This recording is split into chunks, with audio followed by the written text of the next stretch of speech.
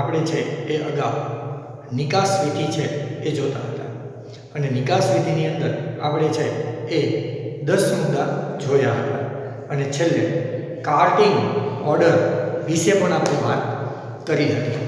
આજે નિકાસ વિધિને છે એ આપણે આગળ જોવાની છે, જેમાં આપણો આજે 11મો મુદ્દો છે કપ્તાન કે સાથીની રસીદ. કાર્ટિંગ ઓર્ડરને આધારે જ્યારે આપણે કાર્ટિંગ ઓર્ડર મેળવીએ છીએ એના આધારે માલ જહાજ ઉપર ચડાવવામાં આવે છે. કાર્ટિંગ ઓર્ડર શું છે? તો કે માલ જહાજ ઉપર ચડાવવા માટેની એક પરમિશન આપતો ઓર્ડર છે અને એના દ્વારા માલ છે એ ઉત્પાદક કે વેપારી એ જહાજમાં ચડાવી શકે છે. જહાજના કપ્તાનનો પ્રતિનિધિ નેટ તરીકે ઓળખાય છે.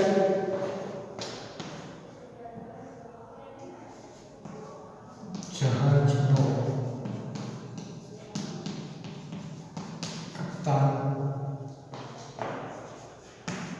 નેટ તરીકે ઓળખાય છે. એટલે કે જહાજનો જે કપ્તાન છે એને નેટ તરીકે ઓળખવામાં આવે છે. શિપિંગ બિલ મુજબ માલ છે કે કેમ તેની નેટ ચકાસણી કરે છે.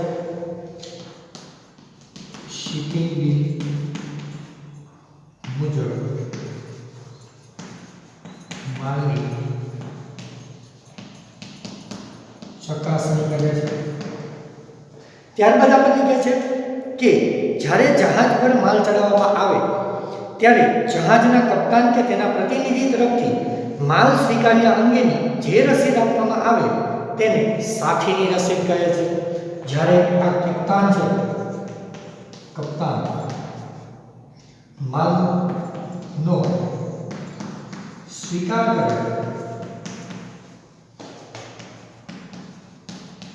અને જે રસીદ આપે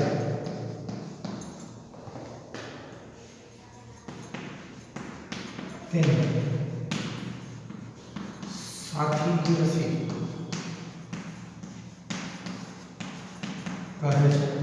એટલે કે જો જહાજનો જે કેપ્ટન છે એને મેટ તરીકે ઓળખાય છે.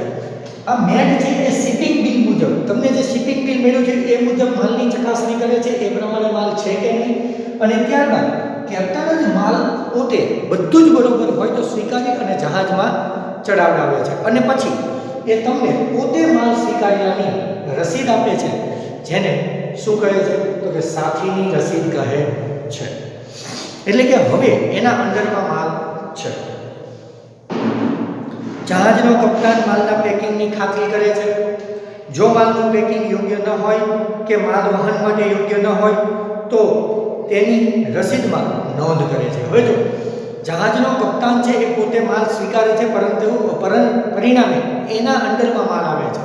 એટલે જ્યારે કોઈ માલનું પેકિંગ બરાબર નથી અથવા તો માલ છે એ અન્ય જગ્યાએ પહોંચાડવા માટે યોગ્ય નથી તો એની નોંધ કે એમાં કઈ ખરાબી છે એ આ સાથીની રસીદમાં એ નોંધ કરે છે કે જેથી કરીને એની ઉપર ન આવે કે આ નુકસાન તમને સોંપ્યા પછી થયું હતું. એટલે એ રસીદમાં એક નોંધ પણ કરે છે. આવી નોંધ કરેલ રસીદને ખામીવાળી રસીદ કહે છે. જો આવી નોંધ કરેલી હોય કેપ્ટને કે ભાઈ આ માલ પેકિંગ યોગ્ય નથી તો એને ખામીવાળી રસીદ પણ કહે છે. ત્યારબાદ કે ડર્ટી ચીટ તરીકે પણ ઓળખવામાં આવે છે. જો બધી જ બાબત યોગ્ય હોય તો ચોખ્ખી રસીદ આપવામાં આવે છે. એટલે કે જો માલમાં કોઈ ખામી ન હોય, માલ સંપૂર્ણ રીતે સરસ હોય અને જે એ પહોંચાડવા યોગ્ય હોય, એનું પેકિંગ યોગ્ય હોય તો એમાં કોઈ પણ પ્રકારની નોંધ કરવામાં આવતી નથી અને એને ચોખ્ખી રસીદ કહે છે કે કોઈ પણ ફોલ્ટ વગરનો માલ છે. જો સાથીની રસીદ ખામીવાળી હોય તો તેનો અર્થ એ થાય કે જહાજમાં ચડાવવામાં આવતા માલનું ઓર્ડરમાં દર્શાવ્યા મુજબનું પેકિંગ નથી અને માલની હેરફેર દરમિયાન જો માલને નુકસાન થાય તો તે માટે જહાજી કંપની જવાબદાર રહેતી નથી.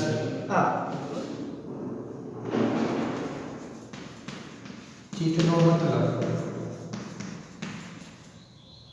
માલનું પેકિંગ યોગ્ય નથી, માલનું પેકિંગ યોગ્ય નથી અને જો માલને હેરફેર દરમિયાન કોઈ નુકસાન થાય તો એની માટે જહાજી કંપની કોઈ જવાબદારી લેશે નહીં. ડર્ટી ચીટનો મતલબ એ થાય. એટલે જો એને કેપ્ટને નોંધ કરી હોય અને પછી માલમાં કંઈ નુકસાન થાય તો એ બતાવી શકે કે જો અમે તો નોંધ કરી હતી કે આ માલ છે એનું પેકિંગ યોગ્ય નથી, નુકસાન થવાની સંભાવના છે, તો એ કેપ્ટન ઉપર આવતું નથી કે જહાજી કંપની ઉપર આવતું નથી. આને કહેવાય સાથીની રસીદ અથવા તો કેપ્ટનની રસીદ. ત્યારબાદ બિલ ઓફ લેન્ડિંગ મેળવો. એની પછી છે બહારનું બિલ ઓફ લેન્ડિંગ. તો બિલ ઓફ લેન્ડિંગમાં શું કહે છે? કપ્તાન કે સાથીની રસીદ એ માલ જહાજમાં ચડાવ્યા અંગેની પહોંચ છે. જ્યારે તમે માલ જહાજમાં મૂકો છો બસ એની માટેની એક પહોંચ, એટલે સાથીની કે કપ્તાનની રસીદ. હવે એના પછી તે માલ લઈ જવા અંગેનો કરાર નથી. નિકાસકારને મળેલી કેપ્ટનની રસીદ જહાજી કંપનીમાં રજૂ કરવાથી જહાજી કંપની દ્વારા બિલ ઓફ લેન્ડિંગ નિકાસકારને આપવામાં આવે છે.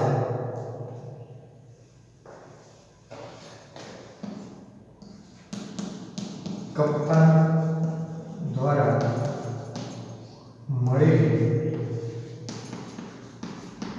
રસીદ જહાજી કંપનીને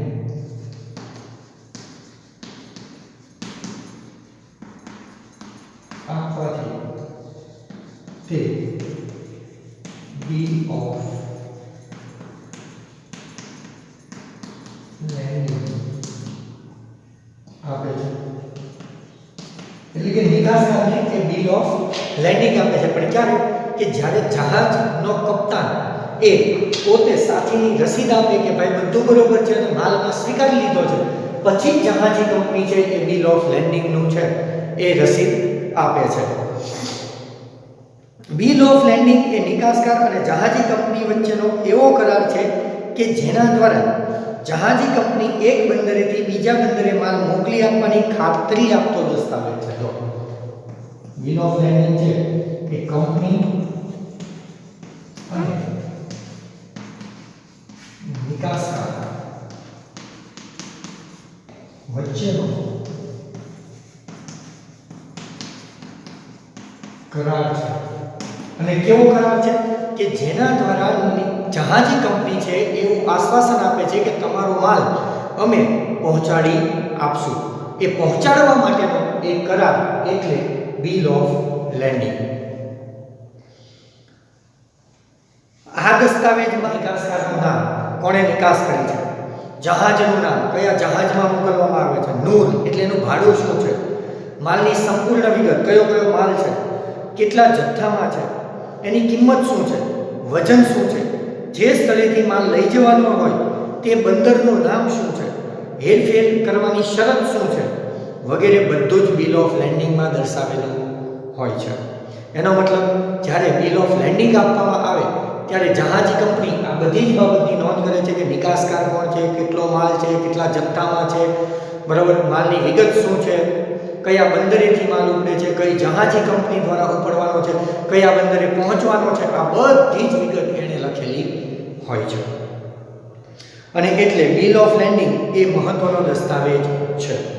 તેની 3 નકલ બનાવાય છે.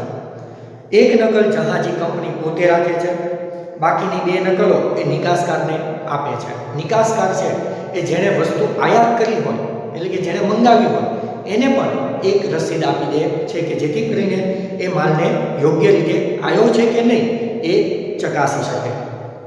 જેમાંથી એક નકલ નિકાસકાર આયાતકારને મોકલાવે છે, જેના આધારે આયાતકાર માલ છોડાવે છે.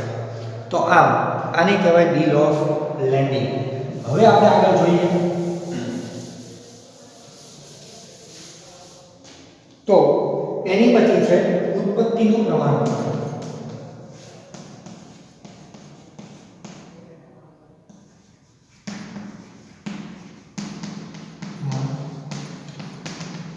ઉત્પત્તિનું પ્રમાણપત્ર એટલે શું? તો માલ કયા દેશમાં ઉત્પન્ન થયો છે તે દર્શાવતા પ્રમાણપત્રને ઉત્પત્તિનું પ્રમાણપત્ર કહે છે. માલ કયા દેશમાં તૈયાર થયો છે તેનું પ્રમાણપત્ર એટલે ઉત્પત્તિનું પ્રમાણપત્ર. અને જુદા જુદા દેશો વચ્ચે થયેલા કરાર મુજબ જે તે દેશ આયાત જકાત પર રાહત આપે છે. આ કરાર હેઠળ રાહત મેળવવા માટે સૂચિત માલ કયા દેશમાં ઉત્પન્ન થયો છે તે અંગે પ્રમાણપત્રની જરૂર પડે છે. આવું પ્રમાણપત્ર વેપારી મંડળો, ચેમ્બર ઓફ કોમર્સ કે સરકાર પાસેથી મેળવી શકાય. કોની પાસેથી? તો વેપારી, ચેમ્બર ઓફ કોમર્સ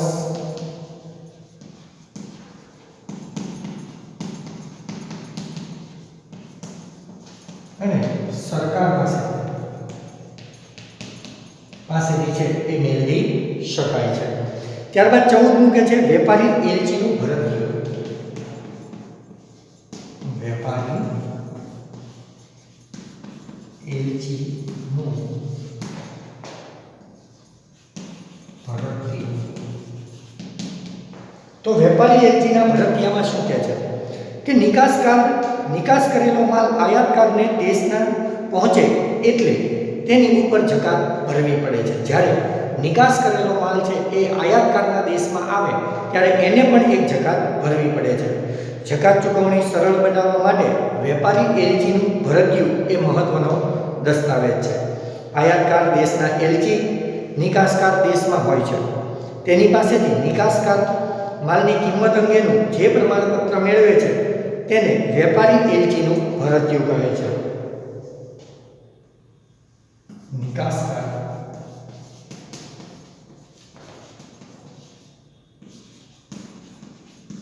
માલની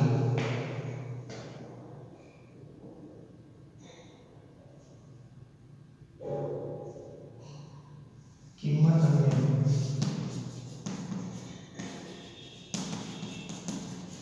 પ્રમાણપત્ર મેળવે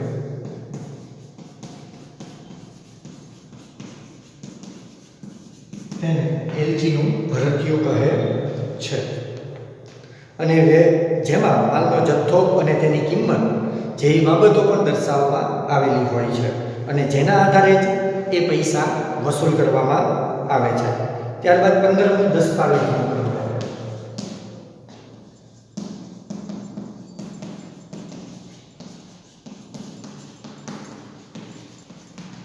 તો દસ્તાવેજ મોકલવા. નિકાસકાર પોતાની બેંક મારફતે આયાતકારને ભરતીયું, વીમા પોલિસી અથવા cover note, bill of lading, માલની ઉત્પત્તિનું પ્રમાણપત્ર, વેપારી એલચીનું ભરતીયું તથા હુંડી વગેરે જેવા મહત્વના દસ્તાવેજોની આયાતકારને બેંક દ્વારા મોકલાવે છે. એટલે આયાતકાર છે એ માલને છોડાવી શકે. અને છેલ્લી નિકાસ વિધિમાં નાણાંની વસૂલાત કરવી એટલે કે નાણાં મેળવવા. નિકાસકાર માલના નાણાંની વસૂલાત માટે બેંકને સૂચના આપે છે.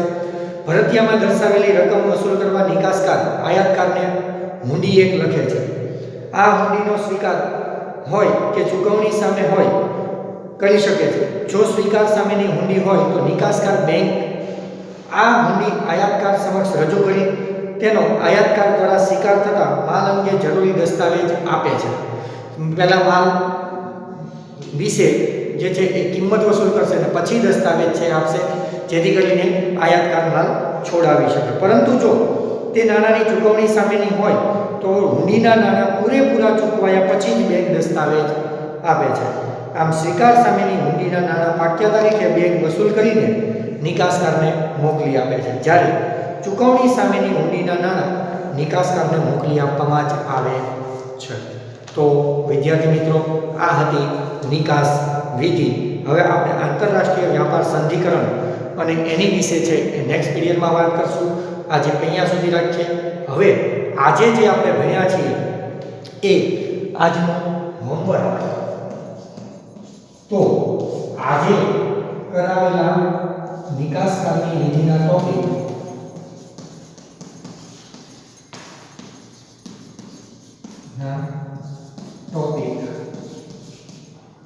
ફેરબુકમાં લખો. આજે આપણે જે આ ટોપિકો લખ્યા એને ફેરબુકમાં છે એ એક વખત લખી અને વ્યવસ્થિત પાકા કરવાના રહેશે. તો અહીંયા સુધી રાખીએ. અસ્તુ.